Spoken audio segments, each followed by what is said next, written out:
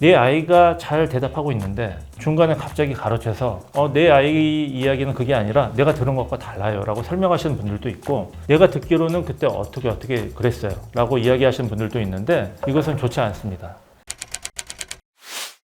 학폭위 심의 당일날 부모님이 알아야 되는 부분은 무엇이 있을까요? 예, 우선 가장 중요한 것은 학폭위 당일에 꼭 지참하셔야 될 게 세 가지가 있어요. 신분증, 가족관계증명서, 그리고 참석 통지서. 이 세 가지는 갖고 가셔야 되고요. 그리고 당일에 복장. 학생은 교복을 입는 것이 가장 좋습니다. 단정하게 보여야 하고, 머리가 만약에 길다면 조금 단정하게 정리하는 것도 필요합니다. 그리고 부모님의 경우는 정장 차림을 가장 많이 권유해요. 그렇지 않다 하더라도 단정하게 입으시는 걸 권유드립니다. 그리고 당일에 안내된 교육청의 장소로 가시면 장소 앞에 안내요원이 앉아 있을 겁니다. 그러면 안내요원이 어떻게 오셨습니까? 라고 물으시면 자녀의 이름을 이야기하시면 관련된 대기실로 안내를 해줄 겁니다. 이 대기실은 가해 학생 측 대기실과 피해 학생 측 대기실이 있는데 서로 마주치지 않게 잘 구성을 합니다. 그런데 간혹 가다가 화장실 다녀오다가 마주치는 경우가 있으니까 참고하시고요.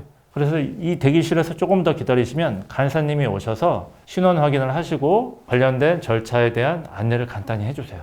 그 다음에 조금 더 기다리시면 이제 회의실로 입장하라는 연락이 옵니다. 그러면 간사님이랑 같이 회의실로 가시면 되는데, 회의실 앞에 휴대폰 보관함이 있어요. 모든 분들은 휴대폰을 거기에 놔두고 가셔야 합니다. 혹시 학폭위 회의실 분위기는 어떤가요? 회의실에 들어가시면 보통 그 책상이 디귿자형으로 되어 있습니다. 그 중앙에 위원장님이 앉아 계시고요. 좌측, 우측으로 각 위원들이 앉아 계시는데 총 5명에서 7명 정도가 돼요. 이분들이 조치 결정을 하시는 위원들에 해당되시고요. 이분들의 구성은 학부모 위원도 계시고 법률가도 계시고 경찰도 있고 공무원도 있습니다. 그리고 학생 측에서 앉는 자리는 총 4자리 정도가 됩니다. 아이가 중앙에 앉고 학부모가 양옆에 앉는 게 일반적이고, 변호사가 계시면 가장 끝에 앉습니다. 그런데 이 자리에 걱정을 하실 필요가 없는 게 간사님이 어디 앉으시라고 다 안내를 해주시기 때문에 걱정하지 않으셔도 됩니다. 심의위원들의 질문은 어떤 방식으로 이루어지나요?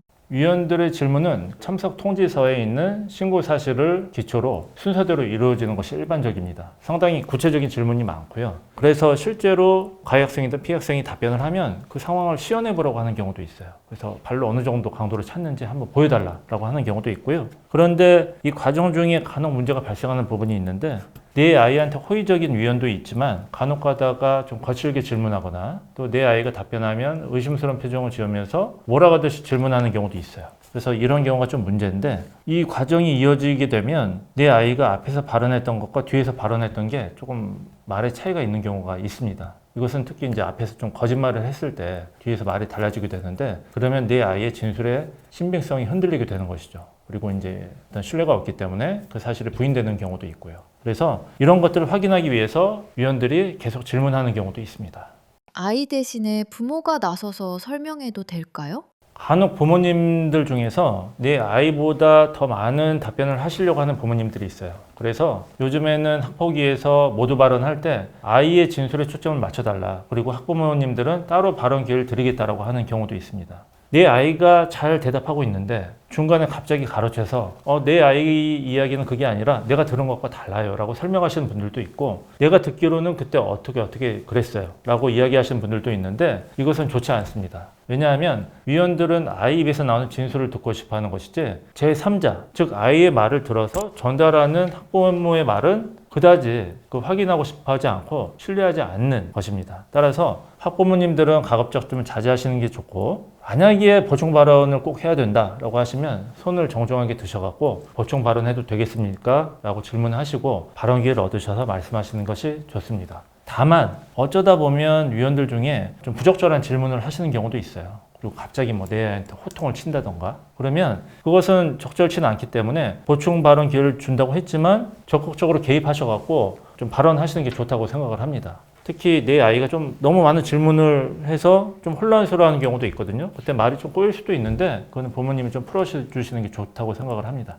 조치 결정은 어떤 기준으로 내려지고 결과를 받은 후에 어떤 걸 확인해야 하나요? 조치 결정은 총 5가지 요소 기준으로 판단이 되고요. 고의성, 지속성, 심각성, 반성의 정도, 화해 정도를 평가합니다. 각 4점 만점이고요. 총 20점 만점 중에서 몇 점을 받았는지에 따라서 처분의 수위가 결정이 됩니다. 그리고 이런 내용은 다 회의록에 담겨 있어요. 그래서 만약에 결과를 통지받는다라고 하면 거기에는 이제 결과적인 메토 처분만 나와 있는데 이 상세한 내용과 근거를 알고 싶으시면 정보 공개 청구를 해서 관련 회의록을 열람하시면 그 상세한 내용이 다 나와 있습니다. 특히 이 회의록에는 각 위원들의 질문과 각 상대방의 상세한 답변이 다 그대로 담겨 있고요. 그리고 그에 따라서 이 평가위원들이 각 항목의 평가를 어떻게 했는지 그리고 그 근거는 무엇인지 다 나와 있기 때문에 만약에 그 처분에 대해서 불복하고자 하시면 회의록을 열람하시고 뭐가 잘못됐는지 확인하신 후에 불복 절차를 밟으시면 됩니다.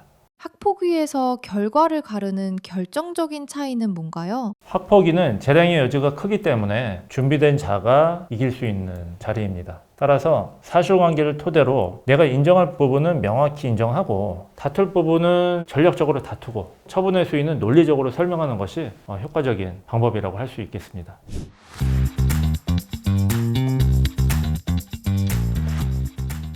지금까지 제가 학폭위에 참석하기 전에 이것은 꼭 알고 계세요 라고 하는 내용의 어떤 주의사항들을 말씀드렸는데요. 이 점들을 숙지하시고 학폭위에 참여하신다면 막연한 두려움보다는 좀 더 명쾌하게 미리 준비해서 가실 수 있는 여건이 마련되실 것이라고 생각합니다. 이상 학교폭력 전문 변호사 박민현이었습니다.